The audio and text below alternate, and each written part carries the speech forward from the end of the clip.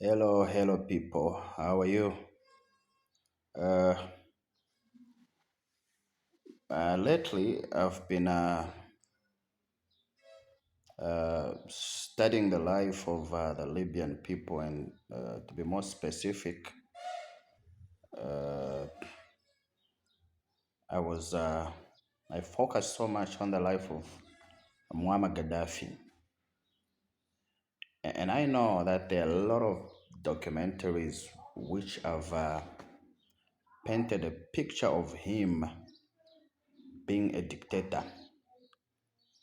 Now, I will leave that part. I won't discuss about that. However, I will focus on the good side of him because every coin, or there are two sides to every coin. Now, Muammar Gaddafi rose to power by ousting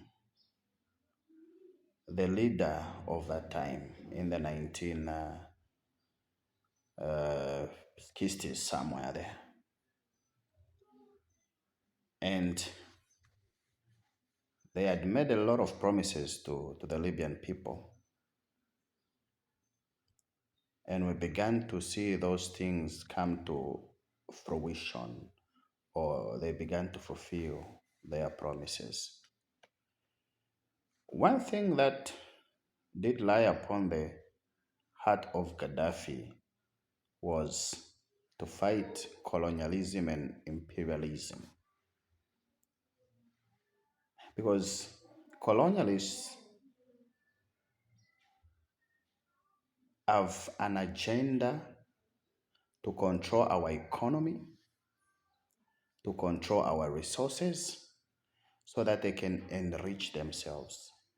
In short, they are capitalists, and capitalists, they always look for a profit. They look for a profit at the expense of other people. When other people suffer, when other people are going through challenges and difficulties, to them it's like doesn't matter at all. They don't even care. What they just want is to make profit for themselves, build their cities, build their countries, and build their economies. That's what they're just interested in. But they found a giant, a socialist by the name of Gaddafi. And he ensured that all the companies that were working in the oil industries paid taxes, paid reasonable taxes. And it was from that same monies where he began to subsidize a lot of things like education. That's why now you find that in Libya, during the regime of Gaddafi, people went to school, or their education was financed by the government from grade 1 up to university. And if there was a course which could not be offered in your country, then the government had to finance for you to go to any country so that you could study. That's Muammar Gaddafi for you. That's Gaddafi for you. Whenever women gave birth, they were given money just for giving birth. Just for giving birth. He ensured that people had shelter so that he could do away with the street kids, the street men. No one in Libya uh, stayed on the streets. Everyone had a shelter. And it didn't end there. This is a man who wanted the indigenous of other countries to begin to govern their own countries rather than the white minorities ruling over the majority. So, how did he go about it? He used to finance them. And these were groups which we call as liberation movements. And one of them was ANC, Mugabe's regime. They were all supported and financed by Muammar Gadaffi so that they could take over their land. They could begin to govern their people, since there were a lot of injustices done against them by colonialists. Because if you can look at the case of Zimbabwe, you will find that the owners of the land were dispossessed of their lands, massacred, tortured. A lot of atrocities were done against the black indigenous of Zimbabwe. Now, let me not stray from my main subject. I'm talking about Gaddafi. So this man financed liberation movements of the Mandelas and the Mugabes, not just there. There were just a lot of them. Why did he do that?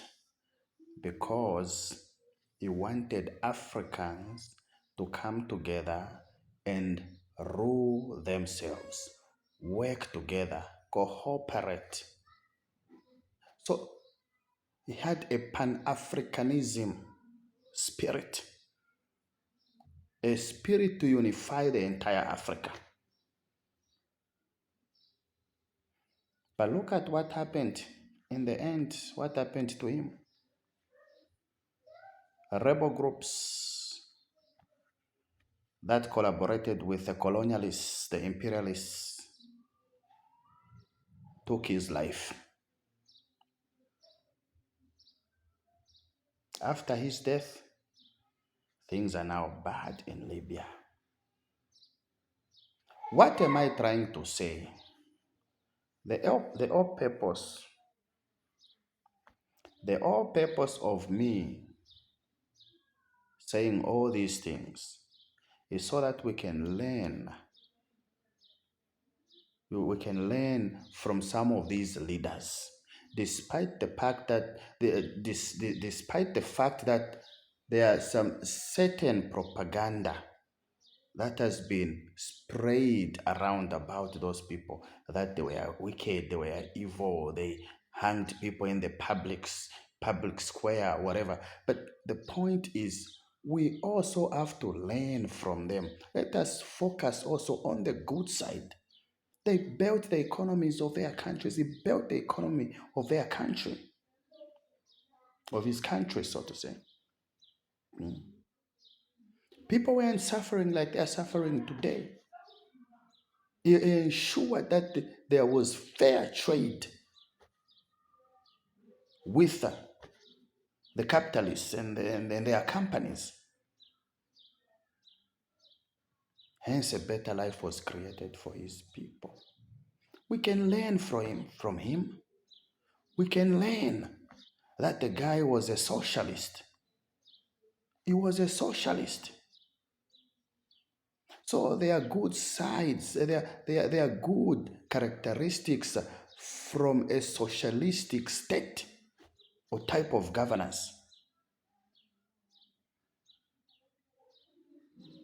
So even us in our own countries, for example, here in Zambia, we can take socialism and allow the democracy that we have and the Christian principles.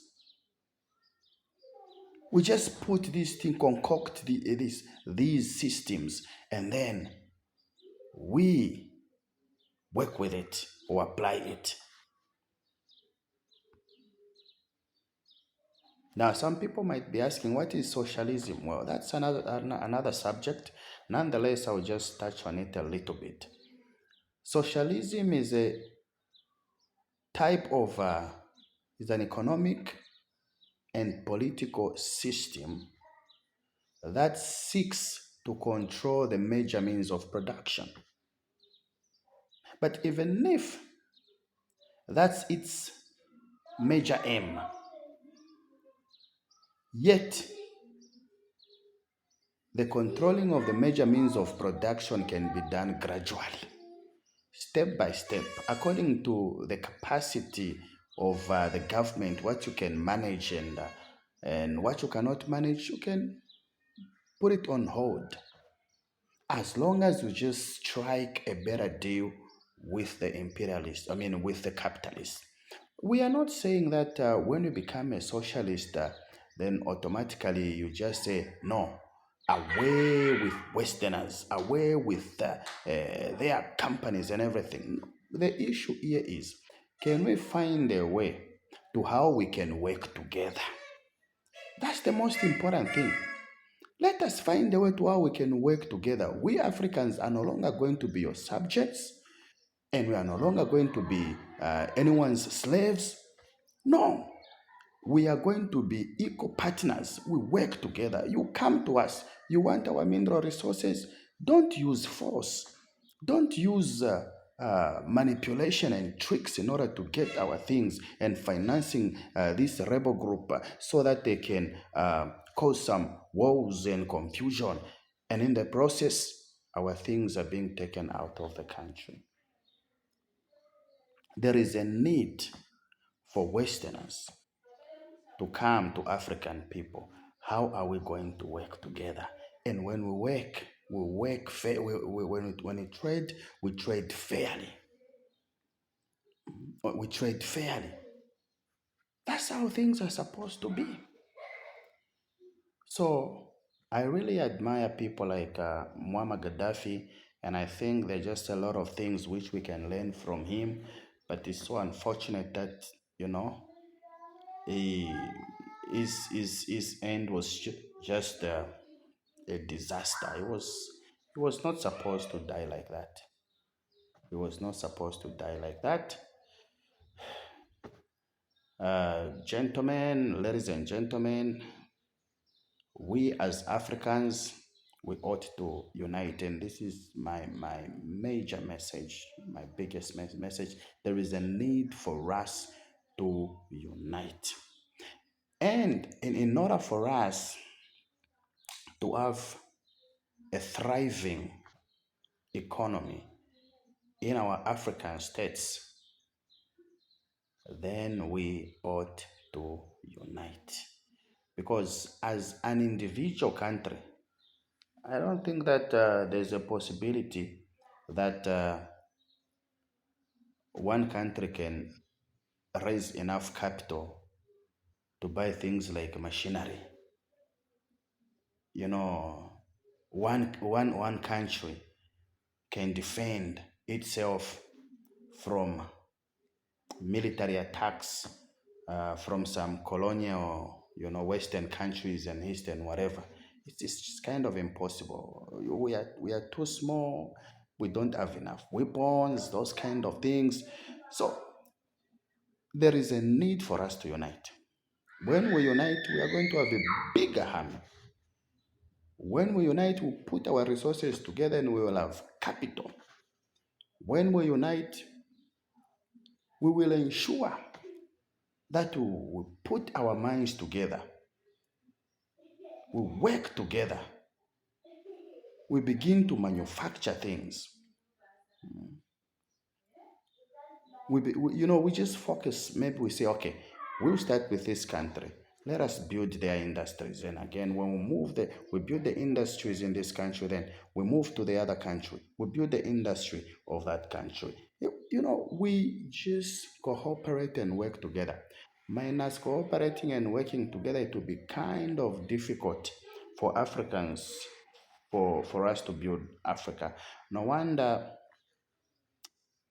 Westerners thrive on the strategy of divide and conquer, because when you are fighting a group of people that is united, it becomes difficult for you to defeat them until you divide them. Even lions understand such strategies. they divide two or three animals or impalas from the pack, and then they attack the one that is alone. That's the principle. So we have been divided, and we will no longer stay divided for too long. Let it be our aim to come together. And coming together, let it start in our communities. Let it start, even in our politics. We cannot have politics whereby this one is an enemy of, that one. No, if you've got different ideas, yes, you differ in regard to ideologies and, your perception of things, but it doesn't make you enemies.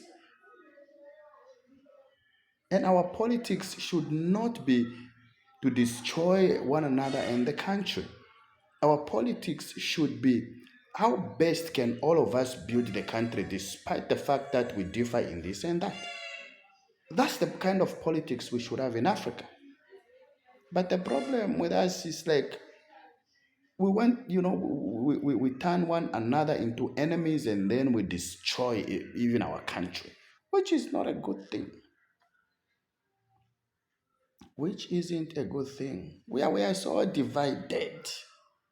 We are so divided. This leader is for that group. That leader belongs to that group. Why?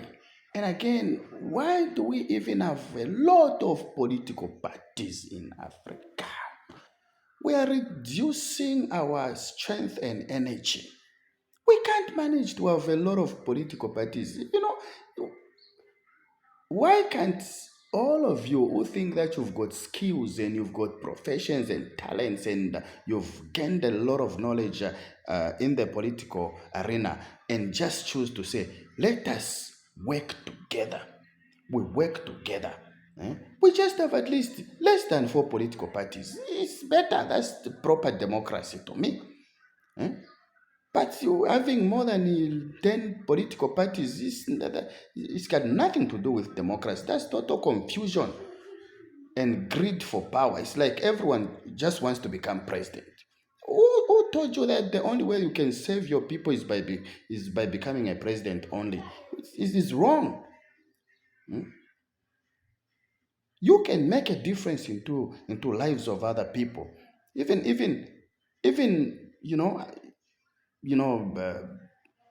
even when you're just a parent, a father, and a mother, you can make a difference. Making a difference doesn't mean that you just have to hold the highest position. No, people, that's wrong. That's wrong. No, until I become the president, that's when I'll make a difference. Yes, at least it will give you the leverage and advantages to push bigger things here and there. But it shouldn't be with, from a motive of just wanting the highest position. When you know that in the process of doing so, it will just bring division and confusion. For what? Because the bottom line here is to build the country. Can we try to build? Let me focus now on Zambia. Can we just try to build Zambia? For those who don't have potential and they just, talk and they want to divide and all that, please, can you just find a political party? You join the party. For you also who've got these small political parties. Guys, please, what are we doing? What are we doing here in Zambia? Our political parties are too many. And again, we are creating other ones. Please, yeah. Anyway, I've gotten ahead of myself and I've strayed. But the point is, we can learn a lot from some leaders like Gadaffi. They built the economy of their country. They built the economy of their country. Let us also see how, we can build this country called Zambia.